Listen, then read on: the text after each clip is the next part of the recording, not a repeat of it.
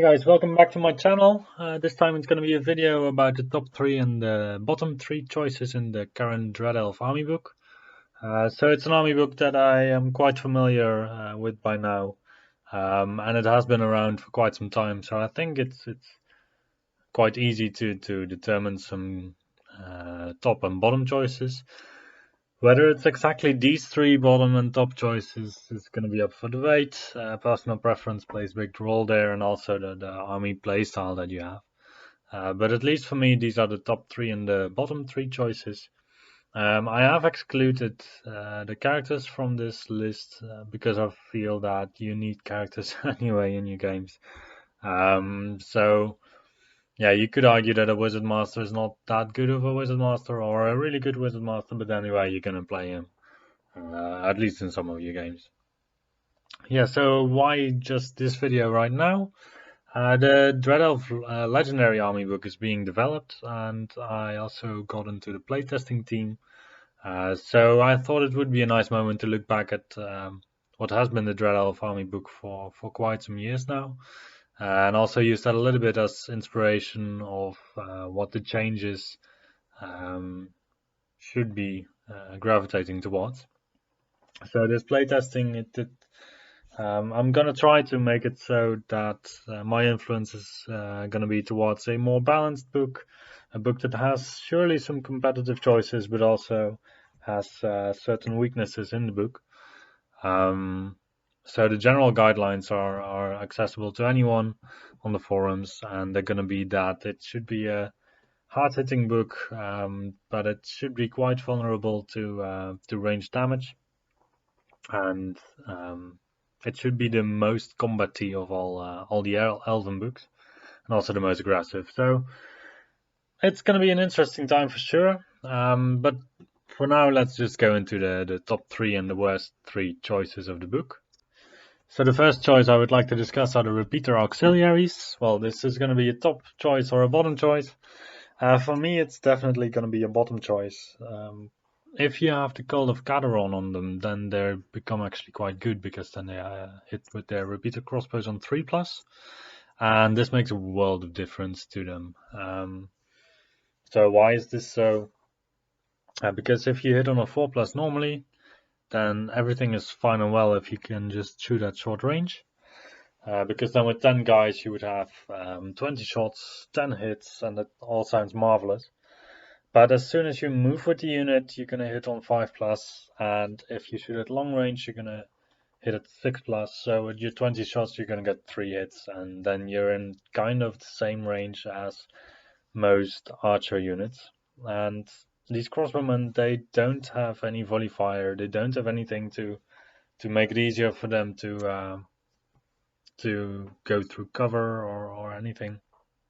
So this 4+ that is on paper is often actually resulting in 5+ or 6+, and 6+, then you don't do anything anymore basically.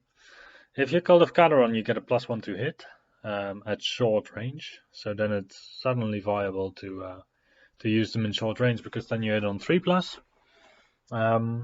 However, it's 3 points per model, so that is quite steep, and you're not allowed to have any non-Caderon models within your army.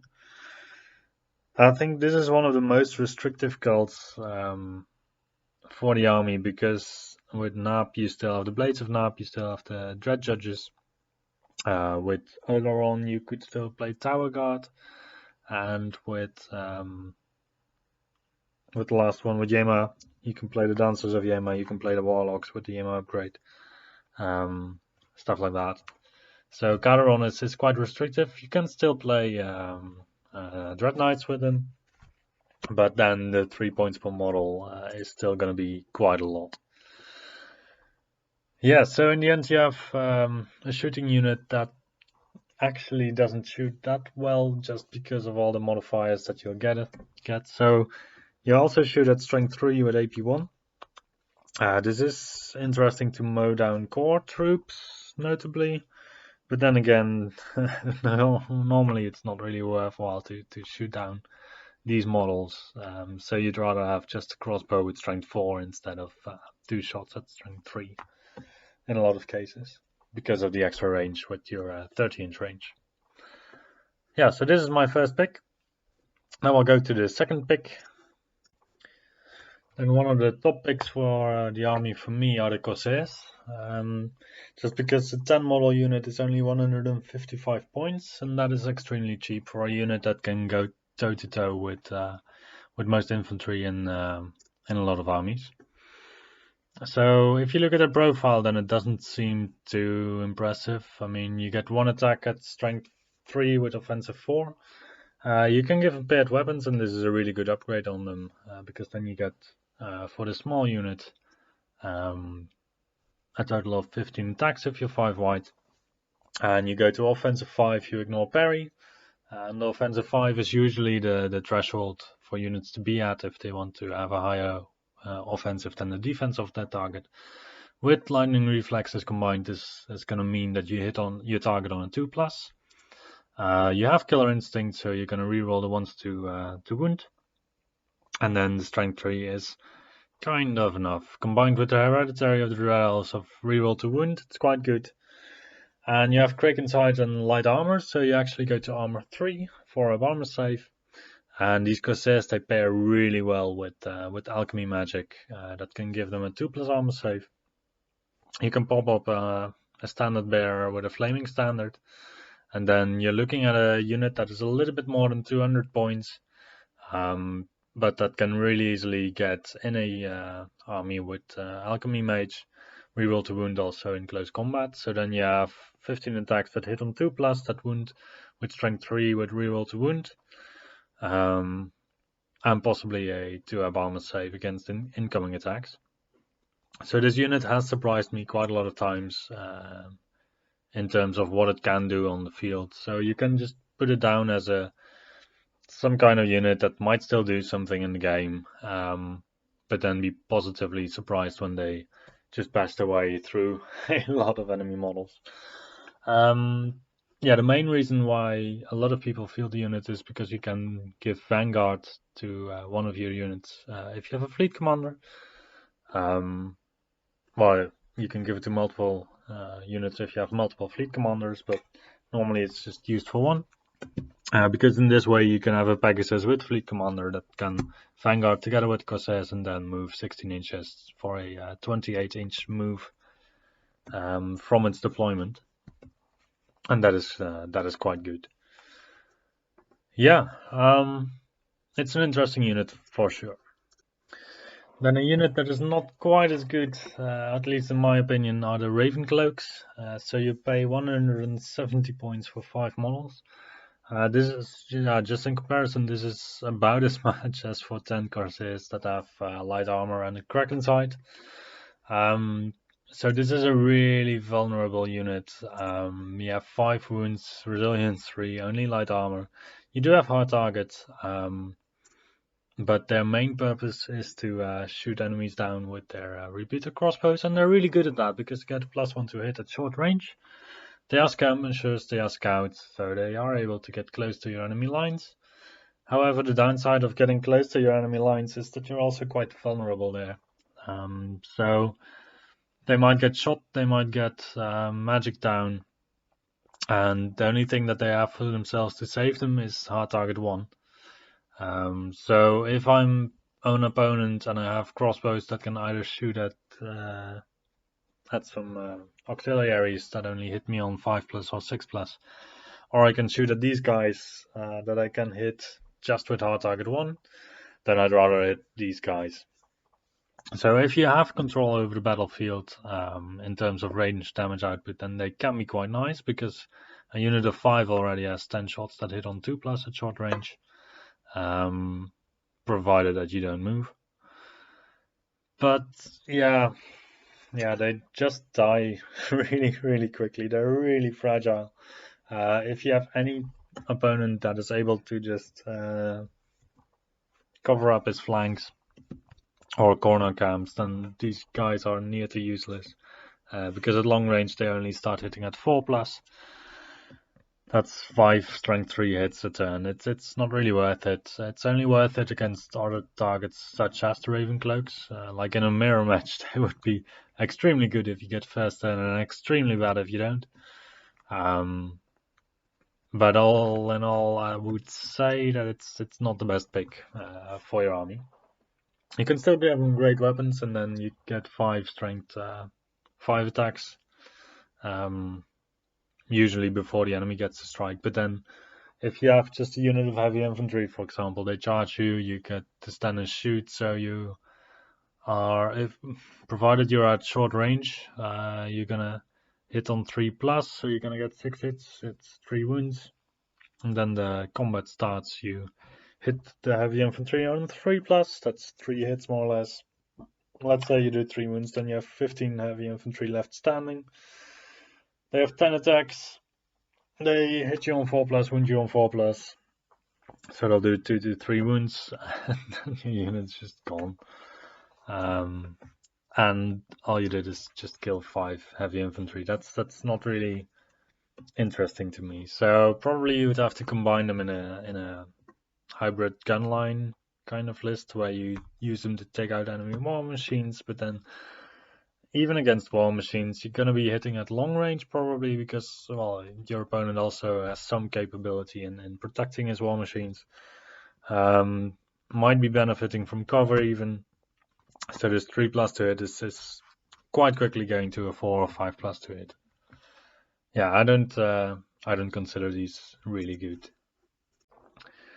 So luckily, to compensate for the Ravenclaws, there's another unit that is really good. So these are the Dark Acolytes. To me, these are really good. I believe there was an edition where they didn't have Vanguard, because I'm quite surprised to see it here. It makes them even better. I thought they didn't have Vanguard, but apparently they do. So they have an 18-inch march. They have an Aegis of 4+, which is incredible. 2 attacks with poison, with offensive 4, lightning reflexes, strength 4. So that is quite a punch that they pack. Like in ongoing combat, they hit harder than Cold War Knights, which is quite impressive.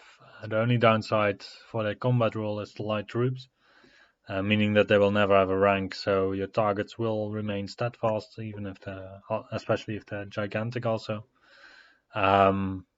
I think a lot of people might be conflicted about what this unit does, because I would just approach it as some kind of hero choice, but then in unit form.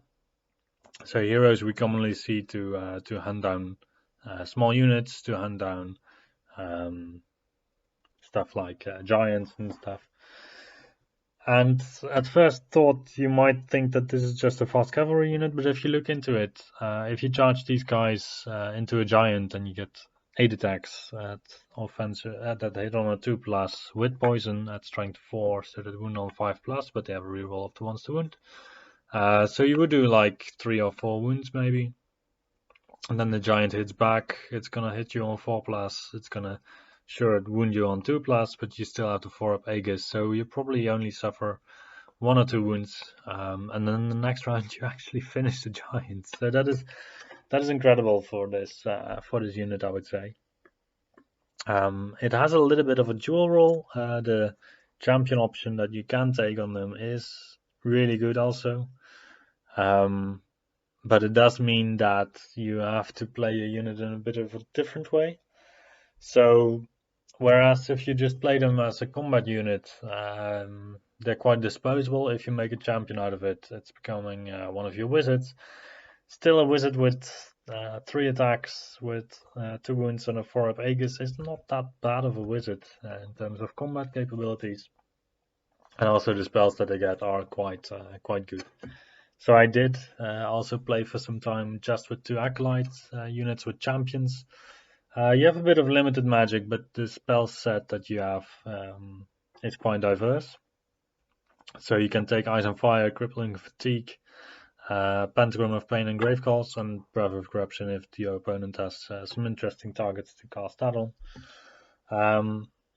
And then the only issue you find is that sometimes the range can be a little bit restrictive on Gravecalls, but on such a mobile unit, doesn't really matter too much because you can even sacrifice it just to get Gravecalls off. Flee from the target that is charging you and just rally again to do some more magic next turn. It's really just an amazing unit. So to change it up a little bit, I'll go to a bad choice again. I think Tahoe Card are a prime example of a bad choice. So they are the Cult of Olaron unit, the Cult of Olaron specific unit. So they gain +1 discipline from having this cult, and they don't lose Killer Instinct. So that is good. It's good that they don't lose Killer Instinct. It's good that they have AP1 standard in their profile. So you are looking at a unit with 2 attacks on the rank and file, offensive 6, that's really impressive. Agility 6 is really impressive.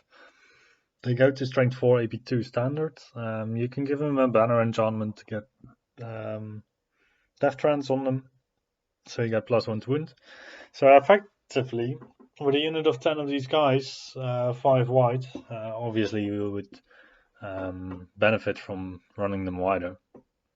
But just 5 wide, it's going to net you 16 attacks, including champion.